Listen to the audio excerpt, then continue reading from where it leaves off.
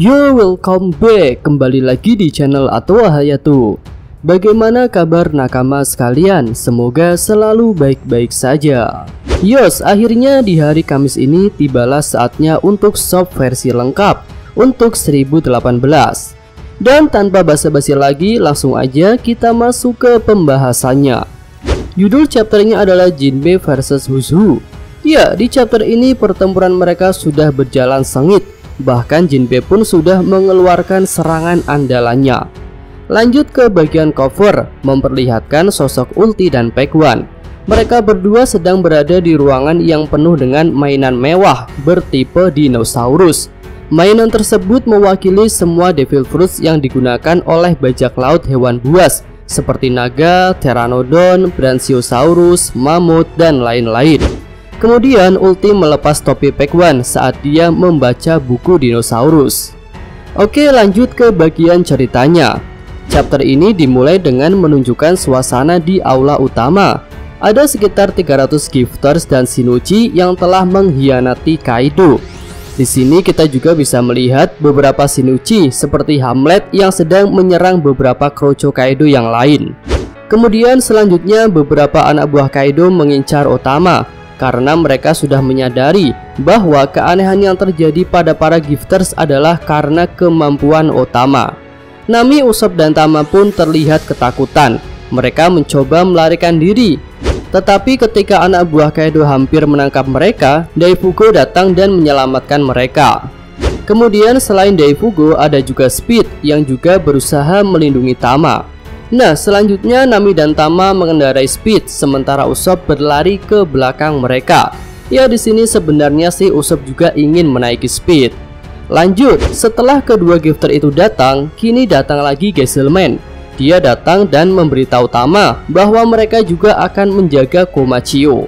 Nah, di sini Usopp terlihat sangat kagum dengan kemampuan Otama yang luar biasa.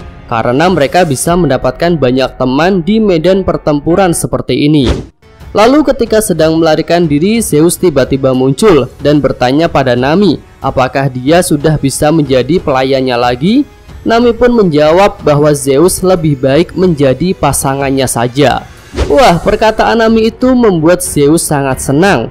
Dia pun langsung bersemangat dan menyerang anak buah Kaido serta membersihkan jalan mereka. Usopp pun bertanya-tanya bagaimana Nami bisa memiliki kemampuan yang luar biasa seperti itu.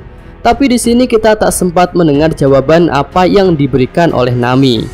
Lanjut, kita beralih ke CP0. Mereka berkata, sepertinya beberapa bawahan telah mengkhianati Kaido lagi.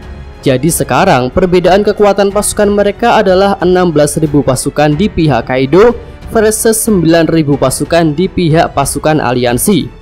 Kemudian salah satu anggota CP0 yang bertubuh besar mengatakan bahwa dia tidak terlalu peduli siapa yang akan menang.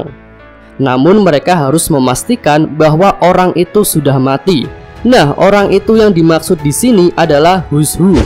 Lalu anggota CP0 yang memakai topeng pun tersenyum sambil mengatakan bahwa informasi rahasia pemerintah yang dimiliki Wushu sudah sangat tua. Dan tidak ada kerugian bagi pemerintah dunia jika informasi itu harus bocor. Tetapi anggota CP0 lainnya menjawab bahwa membiarkan tawanan pemerintah tetap hidup akan menjadi contoh yang buruk. Akhirnya anggota CP0 yang bertopeng kembali tersenyum. Dia mengakhiri percakapan dengan berkata, mari kita lihat apakah dia akan berhasil keluar hidup-hidup dari sini.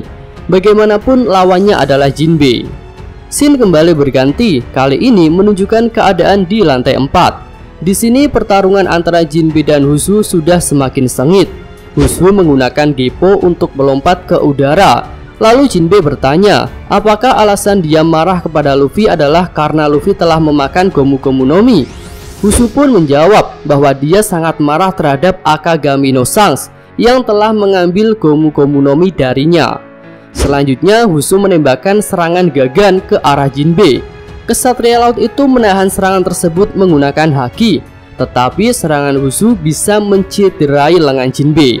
Kemudian Wushu kembali bicara. Dia mengatakan Luffy telah mewarisi dua hal, Gomu Gomu no Mi dan juga topi jerami dari Shanks. Dan hal itu membuat Wushu semakin membenci Luffy. Ya, tunggu dulu. Sampai di sini Mimin jadi punya kesimpulan awal yang bagus nih.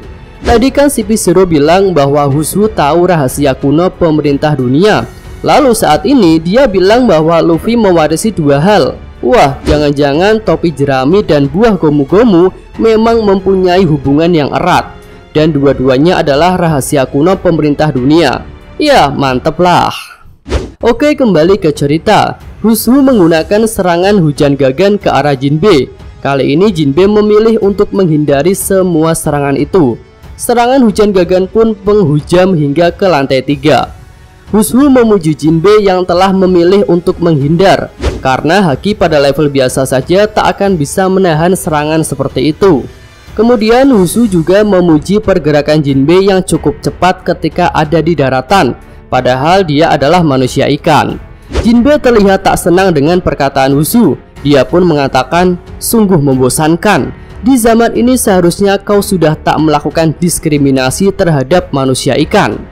Selanjutnya Hushu menggunakan teknik Tekai dan kemudian menyerang menggunakan teknik bernama Kibasen. Serangan itu ditahan Jinbe menggunakan tangan yang berlapis Busosoku Haki.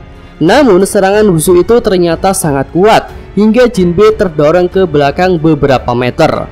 Selanjutnya Jinbe balik menyerang. Dia menggunakan serangan baru yang disebut Kyojin Jutsu Hikishio Ippoze. Hushu pun terkena serangan tersebut. Dia berdarah dan terdorong dari tempatnya. Selanjutnya Jinbe bersiap untuk menggunakan Ushimizu atau jurus tembakan air.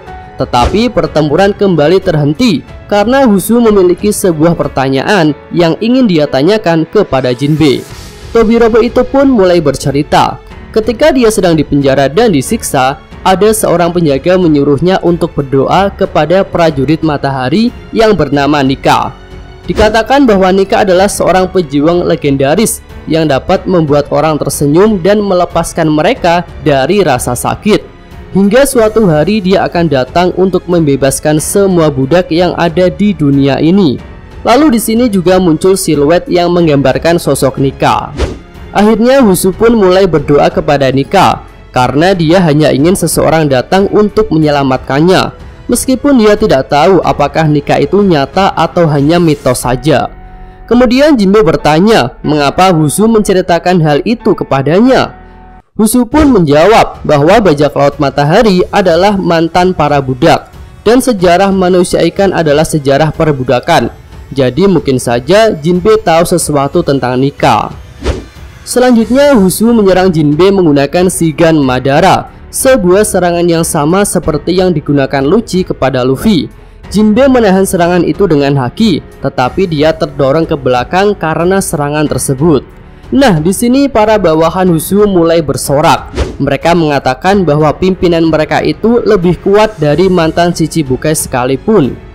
Hushu pun kembali bercerita. Ia mengatakan bahwa penjaga yang menceritakan kisah Nika kepadanya tiba-tiba menghilang. Hal itu pun membuatnya khawatir jika dia juga nantinya akan dilenyapkan. Akhirnya Hushu memutuskan untuk melarikan diri dari sel tahanannya. Sampai di sini Jinbe terlihat sudah muak dengan Hushu. Dia pun menggunakan serangan Kyojin Karate Sosaku. Serangan itu membuat jari-jari dan pergelangan tangan Hushu patah. Tobirobo itu pun berteriak kesakitan, tapi dia masih berusaha menyerang balik menggunakan Rangyaku. Namun Jinbe menahan serangan itu tanpa masalah.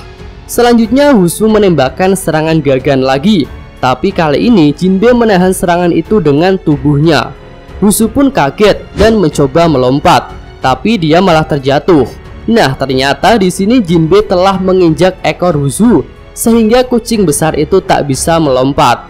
Jinbe terlihat marah. Dia pun berkata, jika kamu ingin bercerita tentang sejarah orang lain, seharusnya tak kau lakukan dengan setengah-setengah.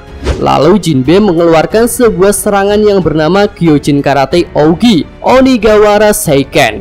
Serangan Jinbe itu mengenai wajah Hushu, dan serangan itu juga tampaknya telah mengalahkan Hushu.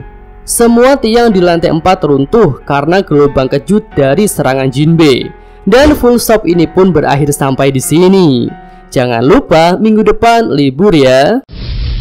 Oke, cukup sekian video kali ini. Semoga nakama sekalian menyukainya. Terima kasih udah nonton dan sampai jumpa lagi di video selanjutnya. Yo.